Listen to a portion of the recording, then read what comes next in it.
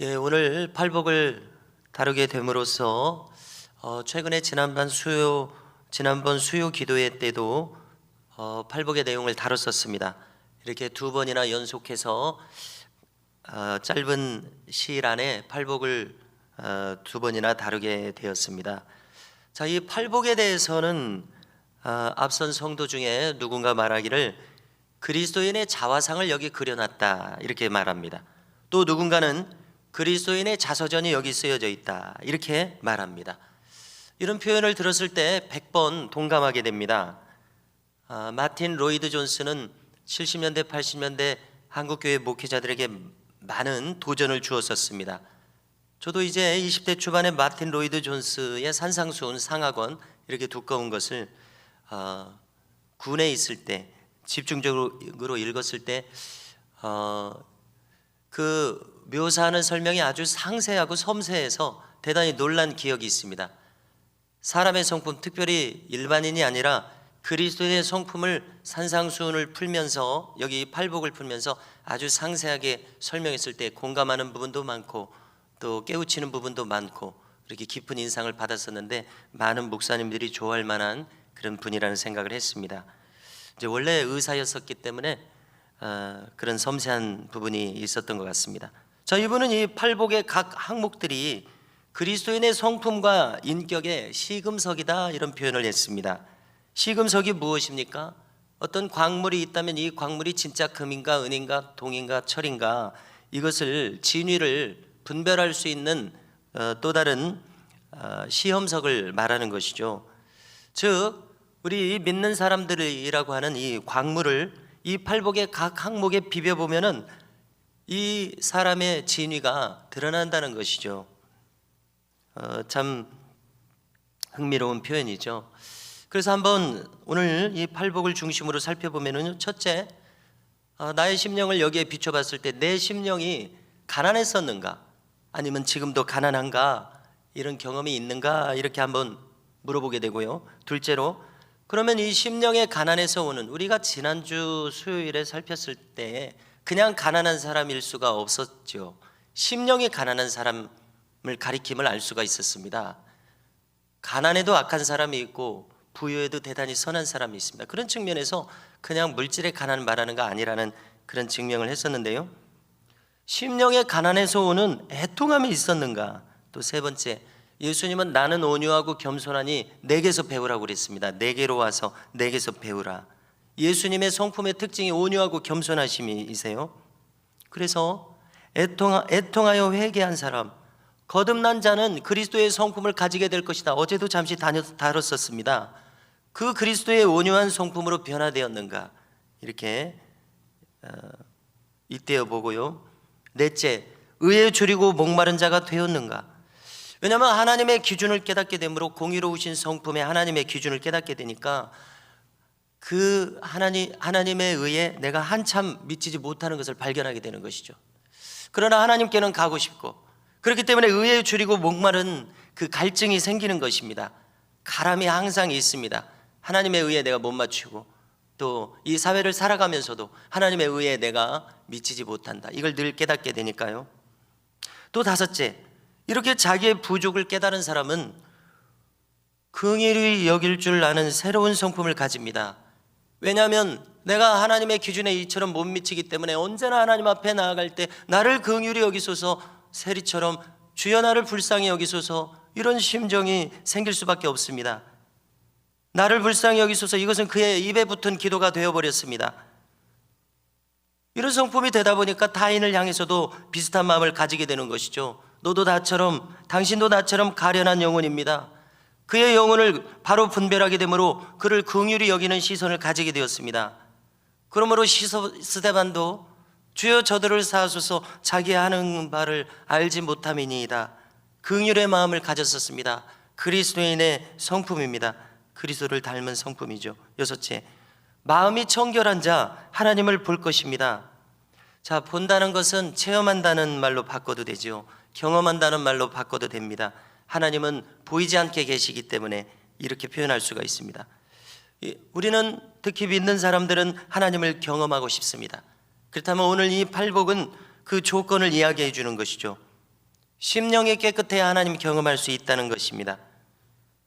반대로도 성립하는데요. 반대로 생각해 보십시오. 내가 하나님을 경험하지 못하고 있다. 내 심령이 더럽구나. 이렇게 해석할 수 있다는 것입니다. 심령의 깨끗함이란 어떻게 표현하시겠습니까? 죄에 대해서 예민한 마음을 가지는 것입니다.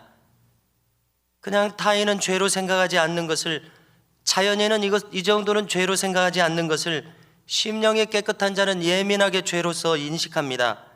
왜냐하면 그의 지각은 이제 믿음으로 신앙으로 발달했기 때문에 하나님이 지각하시는 것과 방불하게 되는 것이죠. 하나님께서 생각하시는 거룩의 기준으로 이 믿는 자도 이제 거의 그 기준으로 판단할 정도이기 때문에 예민해지는 것입니다. 가령 그는 이제 마음의 숨은 동기까지 하나님 앞에서 행함으로 어떤 작은 동기라도 이것이 불순한지 여부를 가려내는 감각을 가지게 되기 때문에 그렇습니다. 저는 최근에 이 스펄전에 대해서 이런저런 이야기를 들었을 때에 그는 성장 과정에서 10살부터 15살까지 예민한 이 죄의 감각으로 매일매일 고통스러워했었다. 이것을 읽어봤습니다. 이것을 들었을 때에 제가 무엇인가 발견한 것 같았어요. 그렇구나. 그래서 스펄전이 20대, 30대 그렇게 어린 나이에도 그런 강력한 불을, 하나님의 말씀을 내뿜을 수 있었구나. 그래서 런던에서 최초로 10,000명이 넘은 교회를 세운 설교자가 스펄전이었습니다. 왜냐하면 자기가 먼저 그 심령의 길을 갔으므로, 자기가 먼저 예민하게 경험했으므로 문 영혼들을 그렇게 이끌 수 있는 것이죠. 한마디 한마디 말이요. 그래서 사람의 심령과 골수를 찔러 쪼개는 설교 사역이 나이와 관계가 없다는 것을 생각하게 됩니다. 자기가 먼저 경험했기 때문에, 일찍이 경험했기 때문에 영혼의 길을요. 그래서 거룩에 대한 예민한 감성과 감각, 지각이 주님의 시각으로 분별 판단하게 되었었겠구나, 이렇게 생각했습니다. 자, 그런데 믿음의 선진들을 살펴볼 때 이러한 경험을 한 분들이 대단히 많습니다. 조지 휘필드도 18세에 옥스퍼드 대학에 들어가서 18, 19, 20, 21, 22 이 회심의 과정이 대단히 진지했었죠. 비슷했습니다. 그런가 하면 마틴 루터의 칭의 체험에서도 동일하게 나타납니다. 바울과 같은 말을 했었습니다. 그 어떤 수도사보다도 나는 철저하게 고행하고 또 금식하며 영혼의 자유, 시원함을 얻기 위해서 나는 진력했다. 그러나 아무래도 자유를 얻지 못하는 것이죠. 김익두 목사님이, 이용도 목사님이, 김현복 목사님이, 이성복 목사님 등 모든 신앙 위인들에게서 동일하게 나타납니다. 그러므로 나도 하나님을 경험하려면 심령의 청결함은 필수적임을 알 수 있습니다. 순박하디 순박한 심령, 투명하디 투명한 심령이 되는 것입니다. 청결함을 이 헬라어로 살피면 카탈이라는 말을 씁니다. 자, 라틴어 여성 이름에서 우리는 카타리나 이런 이름을 들어볼 수가 있죠. 영어로 가면은 캐서린이라는 이름이 됩니다. 한문으로 바꾸면은 우리나라 사람들 이름에서도 많이 발견됩니다. 청자, 정자, 순자 이런 이름들 다 같은 뜻입니다. 여성의 이름으로 대단히 훌륭한 이름이라고 생각합니다. 동서고금의 여성의 이름으로 이 카타리, 청결함, 순결함, 거룩함이라는 뜻을 선호했다는 것은 참 의미심장합니다. 이처럼 순박하고 투명한 심령은 반드시 하나님을 경험할 것입니다. 오늘 성경이 약속해 주고 있기 때문이죠. 그분을 볼 것입니다.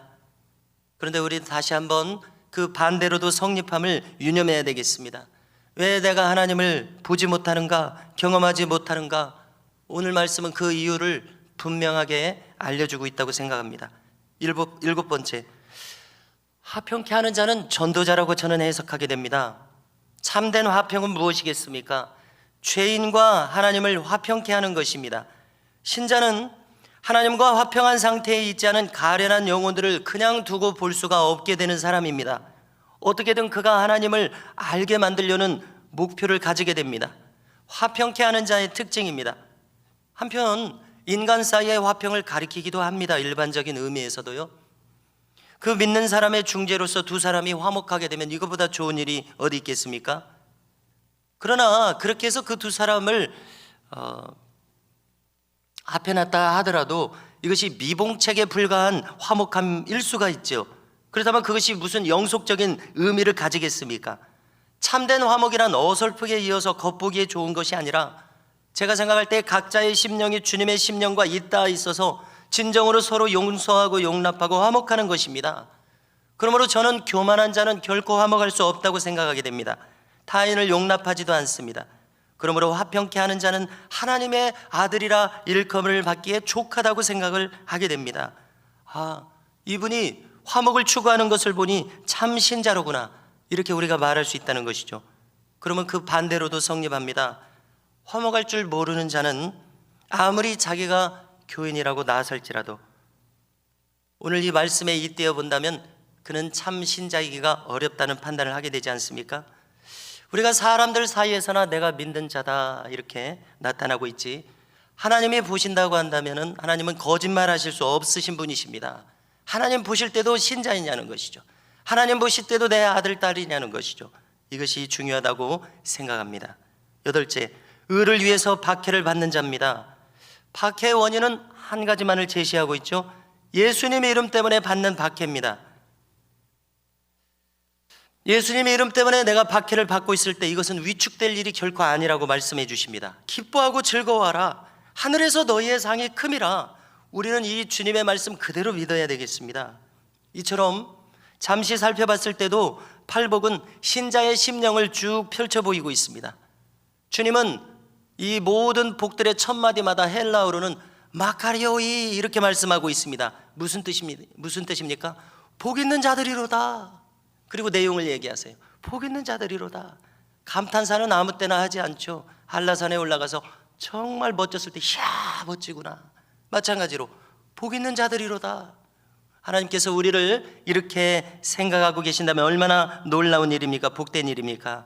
주님의 감탄사를 상상해 보게 됩니다. 성도 여러분, 우리 모두가 이 말씀대로 복된 자들의 심령이 되어서 우리에게 주어진 인생을 살아가시며 승리하시기를 주님의 이름으로 축복합니다.